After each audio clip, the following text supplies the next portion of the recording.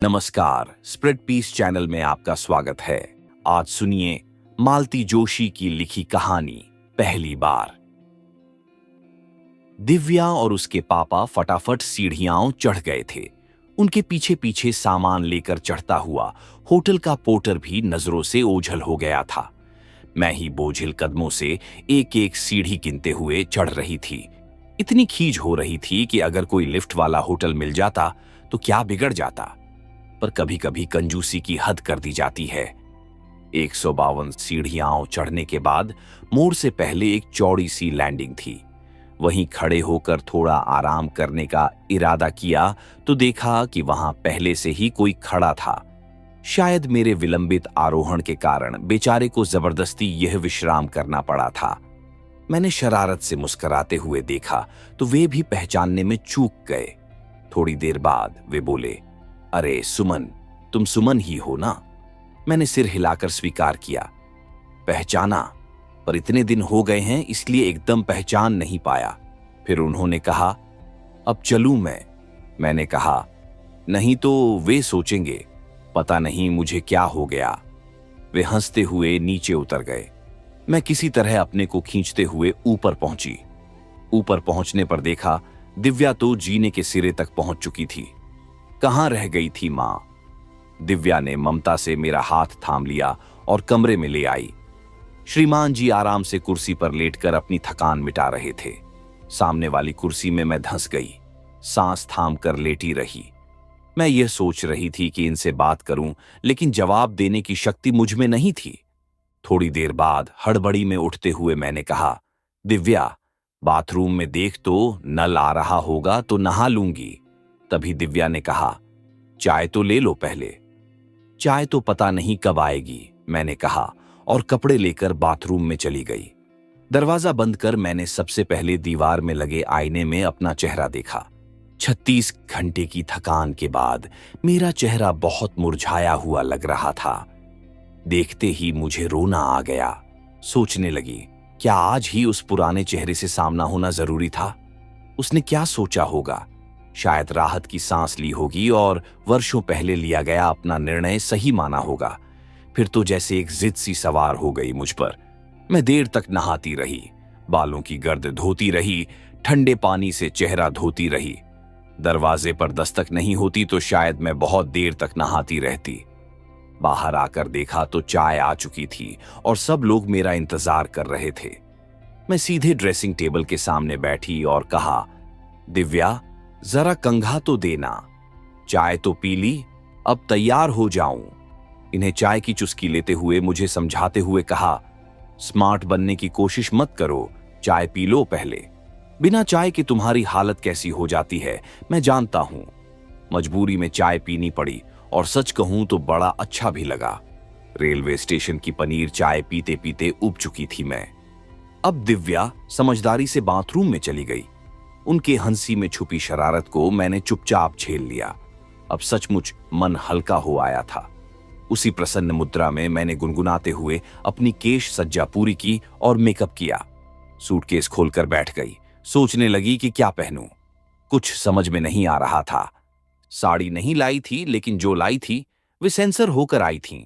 सब पलट पलट कर देखे और खीज हो आई। प्रिया तो सचमुच बहुत दखलंदाजी करने लगी है। कभी ये साड़ी, कभी वो रंग। तुम फैटी लग रही हो, ये गड्डी है, वो कूट है। मुझे कुछ समझ में नहीं आ रहा था। तभी दिव्या कपड़े रखकर बाहर आई और पापा को कहने लगी, अब आप निपट लीजिए। फिर उसके बाद मुझे समझ में आ गया कि उस समय उसकी मासूमियत में भी कुछ था। वह आवाज मेरे कलेजे पर हथौड़े की तरह पड़ी। मैं तिलमिला उठी। सच, क्या इतना ऑफ होने की जरूरत थी? दिव्या की वह निश्चल हंसी मेरा कौन सा जख्म कुरेद गई थी। जरा जरा सी बात पर खिलखिला उठने वाली उम्र बहुत पीछे छूट चुकी थी। क्या इसीलिए मैं शुद्ध थी? पहले हर बात पर हंसी आती थी, अब किसी बात पर नहीं आती। वल्लाह सुमन जी, ये क्या हो रहा है? यानी कि आप तो शेर और शायरी पर उतर आईं। क्या पता अभी आप गुनगुनाने लगे, सुबह ना आई, शाम ना आई, जिस दिन तेरी याद ना आई। सचमुच मुझे यह क्या हो रहा था? मन के किसी कोने से ढेर सारे गीत होठों पर उतर आए थे। मैं अपनी गृहस्थी में डूबी, बाल बच्चों से घिरी एक घरेलू औरत एकदम काव्य में हो उठी थी। इस बिल्डिंग में, इसी मंजिल पर किसी के होने का एहसास मेरी पूरी चेतना को झंकृत कर गया था। क्या इसी को प्रेम कहते हैं? अगर हां, तो यह एहसास इतने दिनों तक कहां दुबक गया था? स्मृति के दहलीज पर खड़ी यह शर्मीली लड़की इतने दिनों कहां रही? और अगर यह प्रेम नहीं है, तो यह बेचैनी और बेकली क्यों? सच, कोई अनाम सा रिश्ता भी तो नहीं है इस व्यक्ति के साथ। हां, एक मजबूत रिश्ता जोड़ने की कोशिश जरूर हुई थी, पर उसमें भी मेरा कितना योगदान था? सब बुजुर्गों की मेहरबानी थी। वह दिन जब छोटे चाचा पढ़ने के लिए हमारे पास आ गए थे, उन्हीं से पता चला कि सहपाठियों में एक कल्पना नाथ जी का लड़का भी है, जो बड़ा होनहार और सुदर्शन था। तब तक कल्पना नाथ जी का नाम भर सुना था। वे बाबूजी के समकक्ष फौजदारी वकील थे। चाचा जी की सूचना के साथ वह नाम और वह परिवार एकदम विशेष हो गया। फिर तो योजनाबद्ध तरीके से परिचय बढ़ाया जाने लगा। घर में कोई उत्सव या आयोजन हो, कोई न कोई चाचा जी के दोस्तों को जरूर न्योता जाता। मुझसे स्पष्ट रूप से किसी ने कुछ नहीं कहा था, लेकिन बड़े बूढ़ों की फुसफुसाहट में मैंने एक कल्पना लोक रच लिया था।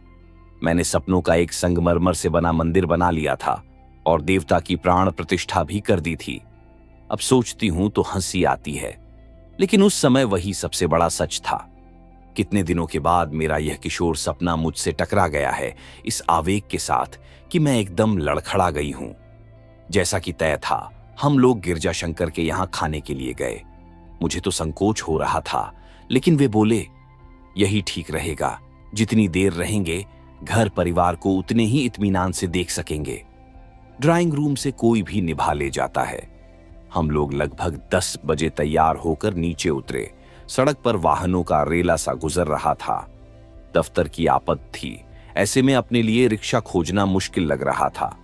वे लोग बेचारे कार भेजने को कह रहे थे, लेकिन हमें लोगों ने सौजन्यवश मना कर दिया। अब पछतावा हो रहा था। तभी एक टैक्सी सामने आकर रुकी। हम लोग उतावली में आगे बढ़े ही थे कि देखा, कैमरा, पानी की बोतल आदि से लदा-फदा एक जोड़ा उसमें बैठा हिसाब चुकता कर रहा था। ठीक तो है, लोग इतनी दूर से आते हैं तो घूमने के लिए। मेरी तरह कमरे में दफन होने के लिए कोई नहीं आता। गुड मॉर्निंग एवरीबडी, एकदम चौंक पड़ी। कल से उन्हीं के बारे में सोच रही थी और अब सामने देखकर भी पहचान नहीं पाई। गॉगल्स लगाए, स्पोर्ट शर्ट पहने, वह एकदम अजनबी लग रहे थे। साहब, बहादुर से हमारा परिचय नहीं कराओगी? सुमन एक बार फिर चौंक पड़ी। औपचारिकताओं का दौर शुरू हो गया, लेकिन मेरा मन उनमें कहीं नहीं था। मैं तो मुग्ध होकर उस चंपा वर्णी महिला को देख रही थी जो उसकी बगल में खड़ी थी। दोनों कितने स्मार्ट और युवा लग रहे थे, जैसे समय का कारवां उन्हें बिना छुए ही गुजर गया हो। नीता, सुमन के पिताजी और डैडी कलीग्स थे। वे बहुत अच्छे दोस्त थे। टैक्सी में बैठते हुए मेरे कानों में यही वाक्य गूंज रहा था, जानती हो नीता, इन लोगों ने तो बाकायदा मेरे लिए जाल बिछा दिया था, फंस ही जाता तो हिम्मत से बच गया।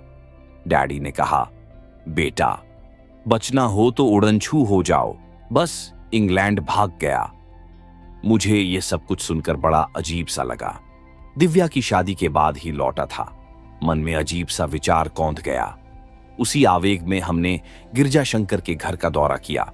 उस घर की सुरुचिपूर्ण सजावट और घर वालों की शालीनता ने हमें अभिभूत कर दिया। उनके अपंग होने के बावजूद उन्होंने जीवन को व्यर्थ नहीं किया और उसे ज्ञानार्जन में परिवर्तित किया।